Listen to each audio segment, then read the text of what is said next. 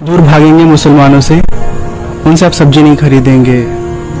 वो जो चीज आपको सेवाएं दे रहे हैं बाजार में व्यवसायी के रूप में, आप लेना बंद कर देंगे। कहां कहां तक। नमस्ते, मैं हूं स्वामी रामशंकर। कुछ लोगों की वजह से, जिनको करना कुछ नहीं है, जो अपने कमरे में बैठ करके हमारे आपकी तरह वो अपनी बात, अपना विचार लोगों के बीच में फैला रहे हैं, और जो सीधे साधे भोले भाले लोग हैं वो गुमराह हो रहे हैं। मैं हिंदू हो, चाहे मुस्लिम हो, चाहे सिख हो, चाहे ईसाई हो, सभी धर्म के लोगों से ये बात कहना चाहता हूँ। आप लोग जो भी बातें सुनते हैं अपने धर्माचार्यों से, थोड़ा अपने विवेक का इस्तेमाल करके उसका पालन करें, अपने जीवन में उसे शामिल करें। आपको लगता है किसी भी अंश में कि अगर वो गलत कर रहे हैं तो अंधभक्ति मत दिखाइए। अंधे होकर के जो बता रहे हैं उस पर चलिए मत। अच्छा होगा कि आप अपने विवेक का इस्तेमाल करके अपनी जिंदगी में फैसले लें और व्यवहार करें, तो इससे समाज में संतुलन बना रहेगा। आशा करते हैं आप हमारी बात से सहमत होंगे, और बात से सहमत हैं तो आप प्लीज इसे शेयर करिए। और इस वीडियो के जरिए केवल इतना मैं कहना चाहता हूं कि हमें कट्टर नहीं होना है। कट्टर होकर के हमको कभी कुछ नहीं मिलेगा।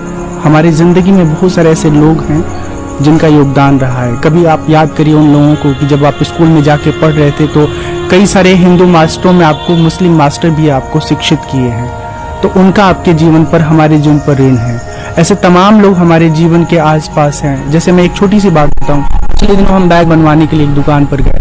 वहां पर उन्होंने बैग बनाया और बहुत विनम्रता से हमसे पूछा कि आपकी कुटिया कहाँ है, कहाँ रहते हैं। तो मैंने बताया उनको सारी बात। वो बोले हम आपके पास आके रहना चाहते। फिर उन्होंने कहा कि मैं तो मुस्लिम हूँ। तो मैंने कहा कि मेरे लिए मैटर नहीं करता कि आप हिंदू हैं कि मुस्लिम हैं। आप अगर सात्विक तरीके से, सात्विक विचारधारा के अनुसार जीवन जीते हैं तो आप हमारी कुटिया में आ सकते हैं, रह सकते हैं। तो इस तरह से हमको रहना होगा, ठीक है। रावण तब भी थे, रावण अब भी है। राम तब भी थे, राम अब भी है। मैं राम और रावण को एक विचारधारा के रूप में देखता हूँ, और इस हिसाब से मैं एक बात कहना चाहता हूँ कि जो रावण है उसका विरोध होना चाहिए, जो रावण का अनुयायी है उसका दमन होना चाहिए, और जो राम के विचारधारा को, शालीनता को, सभ्यता को और उनके शौर्य को जो स्वीकार करता है उसका अनुसरण होना चाहिए। धन्यवाद। नफरतों का असर देखो, जानवरों का बंटवारा हो गया, गाय हिंदू हो गई और बकरा मुसलमान हो गया।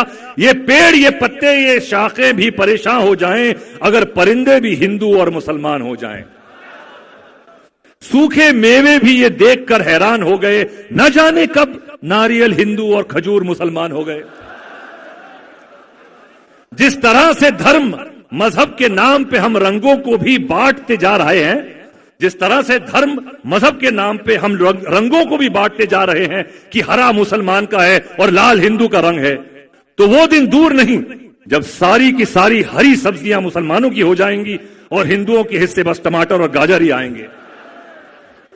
अब ये समझ में नहीं आ रहा है कि ये तरबूज किसके हिस्सों में आएगा। ये तो बेचारा ऊपर से मुसलमान और अंदर से हिंदू रह जाएगा। ये बात मजाक में कही है, लेकिन बड़ी गहरी बात है, और आज हम सबको